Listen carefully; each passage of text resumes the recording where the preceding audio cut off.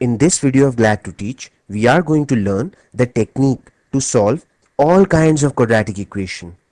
It really doesn't matter if the roots of the quadratic equation given to you are rational, irrational, fractions or integers.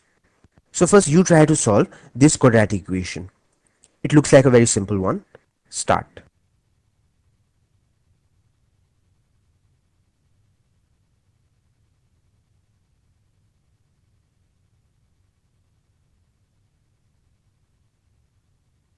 So, could you solve this quadratic equation? I very much doubt, as this quadratic equation was a tricky one, though it looks very simple and harmless. At the first glance, you think that the two factors of 8, whose sum or difference is 7, would be 8 and 1. Isn't it? Difference of 8 and 1 is 7. But try adjusting the signs and you will know that something is wrong. Since the difference is negative, therefore the bigger number should be negative. And since the product is positive, therefore the other number has to be made negative as well. As minus 8 times minus 1 is plus 8. So everything looks perfect, doesn't it? Not at all.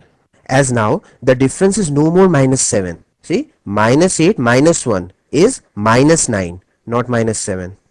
So that means these can't be the factors. See, I told you this equation was a tricky one. Many students get stuck in exam on an equation like this and end up wasting lot of precious time.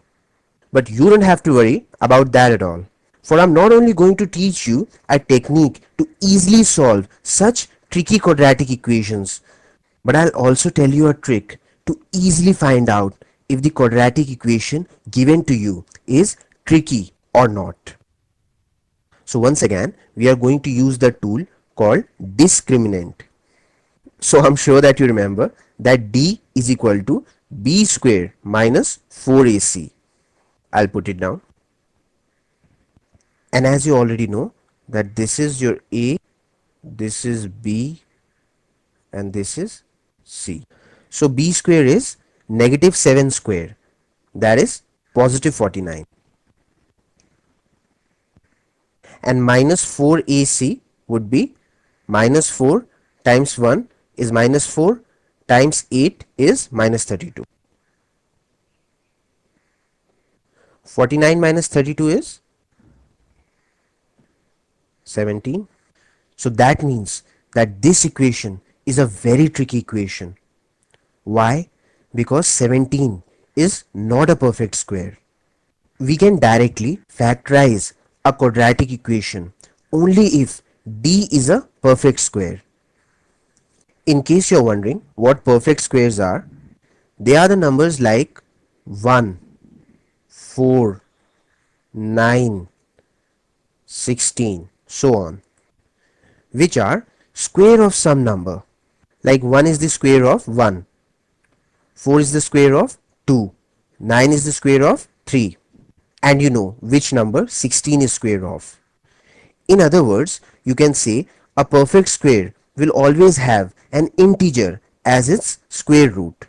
Like square root of 1 is 1, square root of 4 is 2. See, it's an integer, not a fraction or some decimal. So 17 is definitely not a perfect square.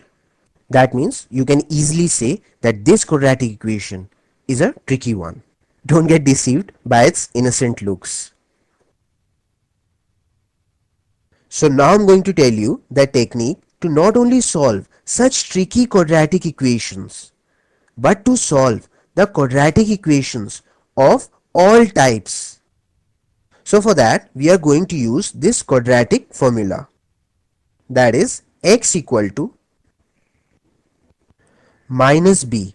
Since here b is minus 7, so minus b would be minus minus 7, that is positive 7, plus minus root d. So d is equal to 17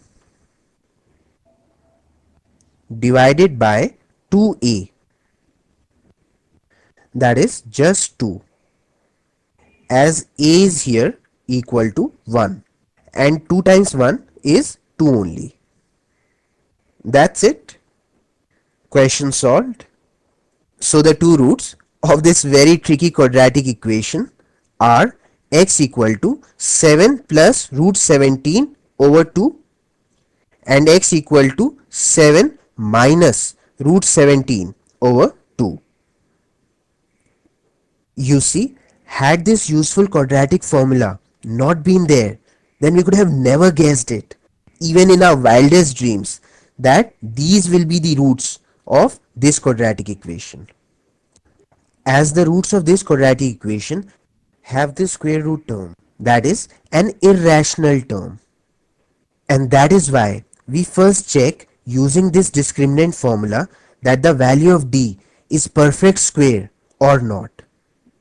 Because if it is not a perfect square, then surely the roots of the quadratic equation will have an under root term. That means the quadratic equation would be a tricky one.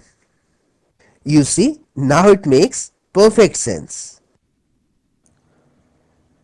So now I will solve this same tricky quadratic equation with another technique. Here it is. Dy by dx equal to plus minus under root d. That means the first derivative of this algebraic equation is equal to plus minus under root of discriminant. So the first derivative of this term x square would be 2x. That is, simply pull down this power from the top and put it as the coefficient. And similarly, the first derivative of this term minus 7x would be just minus 7. That is just the coefficient. And obviously, the first derivative of a constant term is always 0. But putting plus 0 here makes no difference. So we will not put it. So this was the first derivative. So now put this equal to plus minus root d. D, if you remember, for this equation we had calculated to be 17. So we will put equal to plus minus root 17.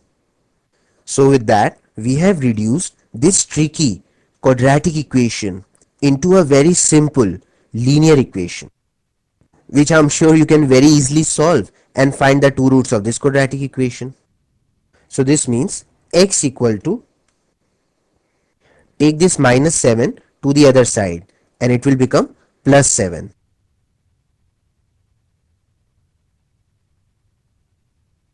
So now take this coefficient 2 to the other side. So obviously this 2 will go in the denominator. So we'll put it as over 2. So that's it. Question solved. So once again, we get the same two roots that we had got using the quadratic formula.